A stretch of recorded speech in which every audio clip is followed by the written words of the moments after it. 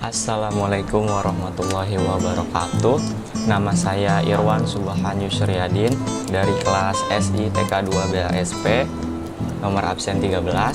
Ingin membuat sebuah tutorial cara membuat form login menggunakan Visual Basic dengan Visual Basic 6 dengan database-nya berupa ACCDB. Nah, ACCDB ini nanti akan kita buat melalui Microsoft Access. Oke, langsung saja. Pertama kita membuat sebuah folder. Di sini saya akan membuatnya folder baru, namanya form login. Nah, saya membuatnya di G, kemudian kita langsung masuk ke Microsoft Access. Sebuah lembar database baru dengan nama DB login. Kita save dalam folder yang tadi.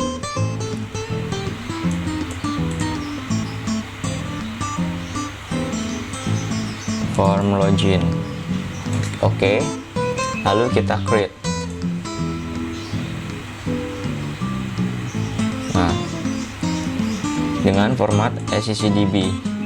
Jadi pastikan formatnya ini menggunakan format ACCDB. Kemudian saya akan membuat tabelnya di sini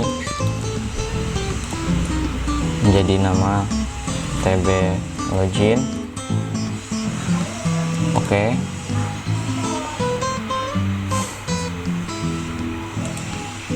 Lalu di sini ada ID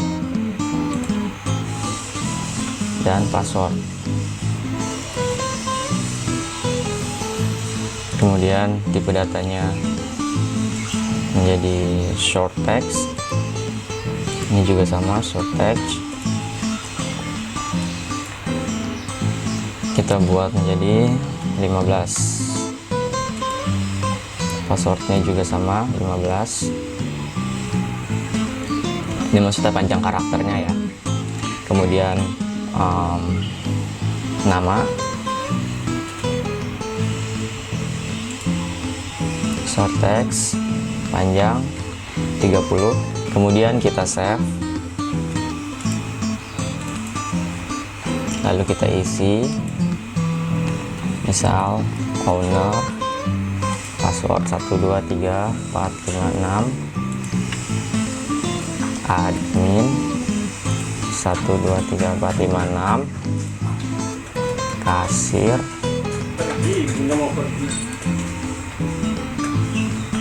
123456, nama owner, admin, kasir. Oke, sudah selesai semua kita buat untuk akses database-nya. Kemudian kita ctrl save atau save. Setelah itu kita close. Kemudian kita membuat form login-nya di Visual Basic 6.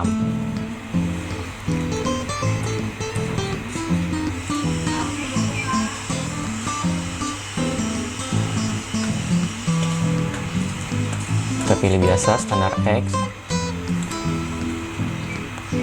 Kemudian di sini saya menggunakan label dan kita akan membuat form login-nya itu ada ID dan juga ada password.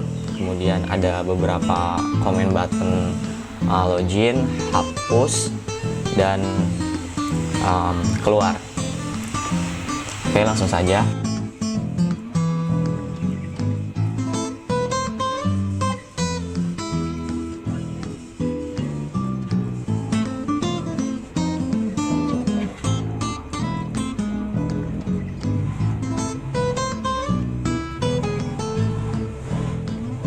Nah, ini ketika kita copy, kita pilih di sini arraynya itu no, agar tidak sama namanya dengan yang sebelumnya.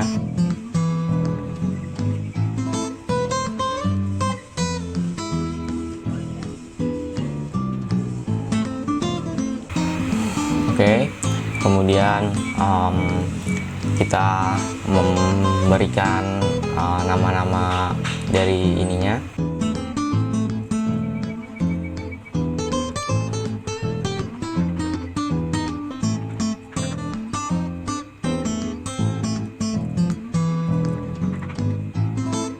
Oke, kemudian kita save.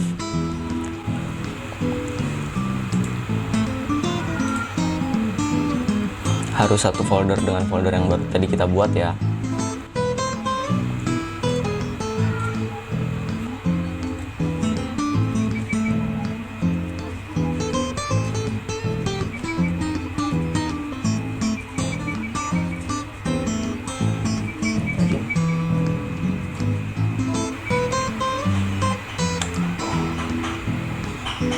Kita pilih no saja. Oke, selanjutnya kita membuat sebuah data source name ya.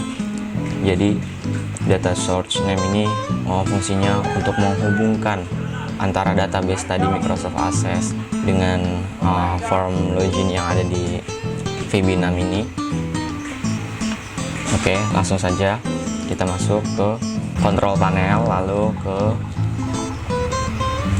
sini administrative tool. Jadi misal jika kalian membuat control panel view-nya itu seperti ini, kalian harus ganti menjadi small icons.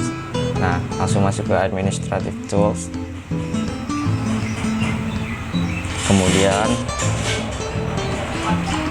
kemudian cari ODBC data source. Nah, di sini ada yang 32 dan ada yang 64. Nah, di sini kita klik yang 32.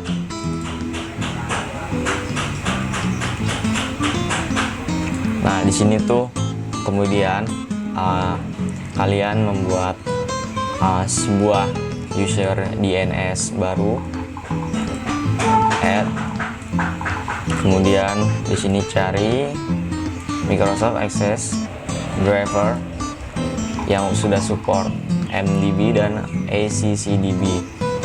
Nah, di sini kemudian finish. Nah, di sini saya membuat DSN-nya itu menjadi DSN login. Kemudian database kita pilih, select.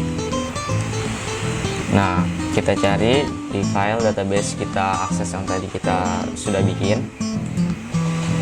Nah, di sini ada DB login ACCDB. Kemudian kita awk, lalu kita awk lagi. Nah, di sini kita sudah membuat user data source-nya atau DSN-nya itu baru yang ingin kita hubungkan pakai nanti. Oh iya, untuk info, jika teman-teman ada yang menggunakan Windows di atas Windows 7 seperti Windows 8 atau Windows 10, jika kalian sudah mengupgrade OS kalian dengan Windows tersebut, kemudian kalian mengupgrade juga Microsoft Office-nya seperti 2010 atau 2019, kemarin suka ada crash di sini.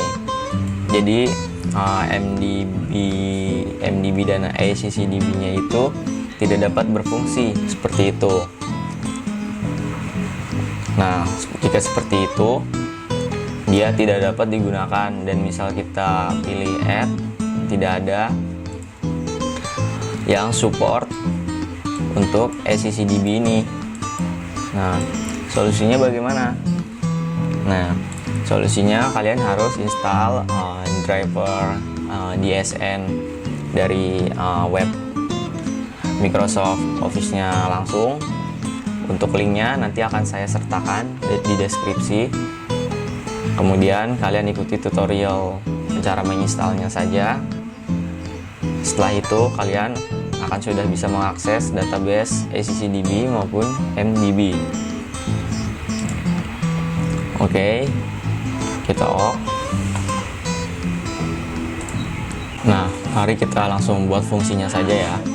Double klik di form login, Kemudian kita pindah kursor ke atas, dimulai dengan option X di sheet. Setelah itu kita buat references-nya dulu ya. Kita klik project, references, kemudian kita pilih Microsoft. Nah, Active Data Objects 6.1 library, kita checklist, kemudian oke. Nah, lalu kita bikin private functionnya dulu ya. Private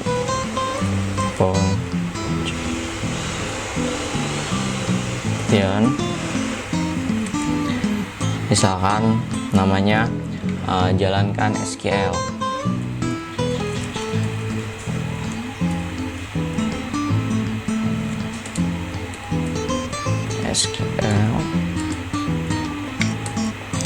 Kita buat menjadi string, kemudian keluarannya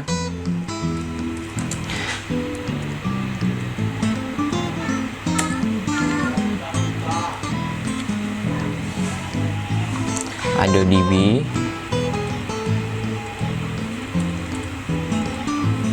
word set. Kemudian kita membuat variabel dengan nama object data.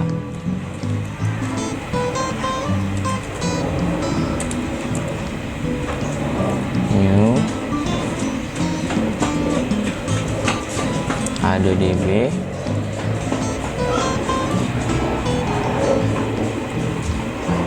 connection. Kemudian kita bikin error handler dulu ya. Jadi jika project ini error, maka akan ada peringatan bahwa error.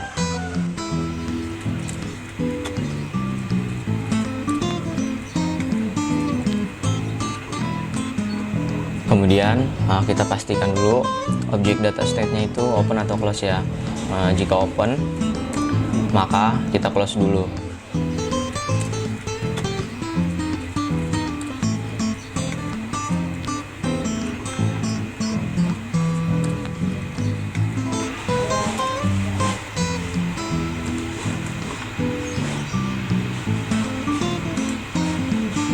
Kemudian kita set objek datanya dulu. Set obj data sama dengan kita bikin nothing. Lalu objek data cursor location-nya kita ubah.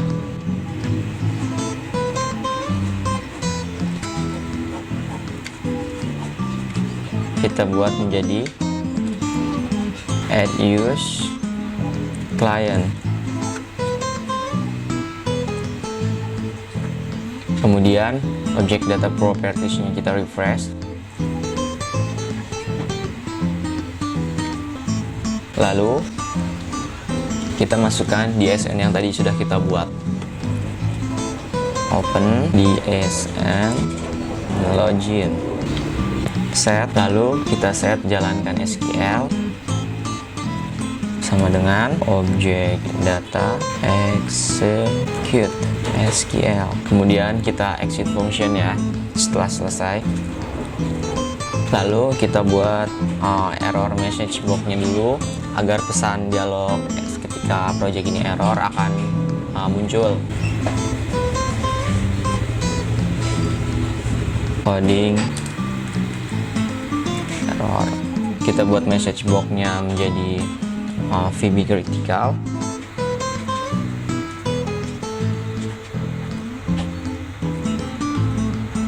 Nah, di sini ada message box atau pesan yang akan muncul jika coding di atas ini error. Nah, akan muncul pesan dialog coding ke server error. Kemudian kita tutup N. Fungsinya ini SQL kita akan pakai terus-menerus ketika di dalam form nanti untuk menjalankan formnya. Dan kita coba dulu. Ini ada yang salah ya di sini ya, karena tadi saya menggunakan singkatan OBJ. Jadi ini kita hapus objek data, dan ini oh ya, tipe datanya string kurang i. Nah, kemudian kita running dan berhasil, tidak ada yang salah codingannya. Oke, selanjutnya kita akan mengisi coding dari command button login ini. Nah, kita double klik, saya enter dulu biar luas. Nah, jadi kita akan membuat dimana ID dan passwordnya ini dimasukkan atau tidak, atau kosong. Kemudian saya akan membuat apakah ID dan passwordnya dimasukkan secara benar atau tidak. Nanti kita akan membuat sebuah pemberitahuan menggunakan message box. Kita buat sebuah variabel baru, misal dim rs as new record set baru, set rs, lalu kita panggil SQL nya ya, yang tadi jalankan SQL select from table login where ID sama dengan kutip 1, kutip 2, lalu dan, kemudian kita lihat di sini name-nya adalah txt ID, kemudian dan lagi kutip 2, kutip 1, kemudian tutup. Jika rs record count sama dengan 0, then message box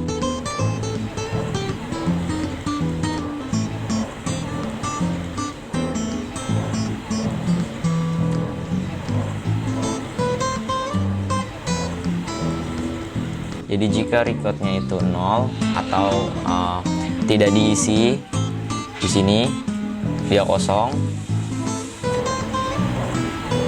maka akan muncul sebuah pesan ID tidak ditemukan. Nah, jika ID-nya kosong, lalu kita tutup, kita coba. Jadi kita masukkan ID asal, password asal, login. Nah, akan muncul sebuah informasi message box seperti ini, ID tidak ditemukan. Oke, kemudian kita buat untuk yang passwordnya ya. Jadi misal passwordnya yang dimasukkan itu salah, tidak benar, akan muncul sebuah message box password salah. Langsung saja ini kita copy, kemudian ini juga kita copy. Nah, ininya kita tambahkan and password sama dengan, dan harus sesuai ya namanya dengan nama ini. Lalu ininya kita tutup untuk menutup query-nya. Kemudian message box-nya kita ganti password salah, ininya kita ganti error. Jadi akan muncul pesan error bahwa password yang dimasukkan salah. Kemudian if, kita coba running dulu, masih ngasal ya, ID tidak ditemukan, password salah. Pesan error ini akan muncul karena tadi kita di sini belum menutup si subnya. Misal kita tulis admin, passwordnya masih salah, akan muncul pesan dialog error bahwa password salah. Nah, di sini kita tutup, kita coba ngasal. Nah, yang muncul message box ini hanya message box informasi, dan ketika ID-nya benar, dia akan muncul password salah. Selanjutnya saya akan membuat coding ketika ID dan passwordnya yang dimasukkan itu sesuai dengan database di akses yang tadi kita buat. Oh iya, sebelumnya kita membuat new form. Jadi fungsi form ini ketika kita sudah berhasil login dari form tadi, form login yang form 1, akan dialihkan menuju ke form masuk ini, form 2. Nah, di sini kita ganti namanya, captionnya form menu utama, kemudian kita save. satu folder dengan folder yang tadi kita buat. Lalu di sini kita panggil. Kemudian ketika kita sudah memanggil form yang tadi kedua, form menu utama, otomatis menutup form dari login yang tadi itu. Kemudian, nah, jadi setiap kita menggunakan conditional if, kita harus menutupnya dengan end if. Oh iya, saya akan menambahkan sebuah message box informasi, kita copy saja untuk di sini. Jadi fungsinya ketika kita sudah berhasil login ke form menu utama, akan muncul pemberitahuan message box itu berupa login berhasil. Oh iya, ternyata di sini masih ada hasil copy dari yang tadi atas, ikut terbawa end if-nya. Kita hapus, kita running. ID masih ngasal, password ngasal, kita login. Nah, data ID tidak ditemukan. Kemudian kita menggunakan yang benar, owner, passwordnya masih ngasal, kita login. Nah, akan muncul pesan dialog, error, password salah. Nah, jika kita memasukkan benar, kita akan berhasil login. Nah, login berhasil ke form menu utama ini. Nah, ini form menu utamanya tadi saya belum membuat apa-apa ya, masih kosong. Jadi seperti ini coding dasar dari membuat form dan menghubungkannya ke database Microsoft Access melalui new DNS atau DNS baru yang tadi sudah kita buat melalui control panel. Jika kita ingin mengembangkannya nanti di form menu utama ini, kita bisa membuat menu-menu pilihan lagi seperti perhitungan atau form hitung kasir atau hitung segala macam. Di sini saya contohkan saja.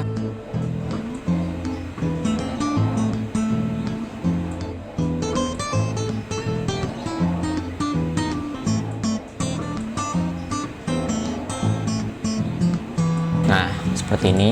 Kita save, hapusnya.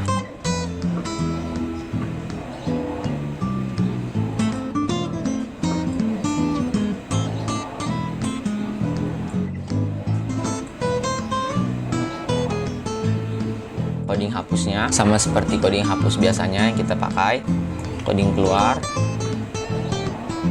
Nah, untuk pengembangannya kita bisa menambahkan beberapa komponen-komponen seperti progress bar. Nah, nanti akan saya coba masukkan, atau pengembangan lain mungkin. Kita klik kanan saja di toolbox, kemudian komponen, lalu kita cari Microsoft Windows Command Control 6.0, kita checklist, kemudian oke. Nah, di sini ada progress bar, kita buat.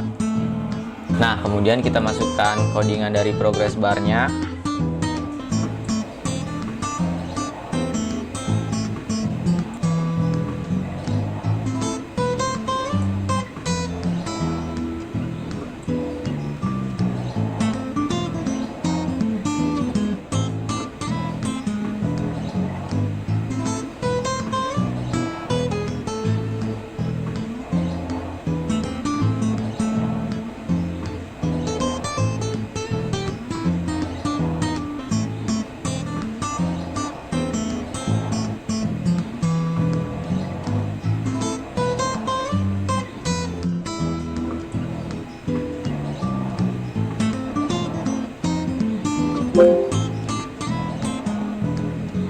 Nah, jadi cukup sekian tutorial dari saya. Untuk mengembangkannya lagi, Anda bisa menambahkan macam-macam variasi.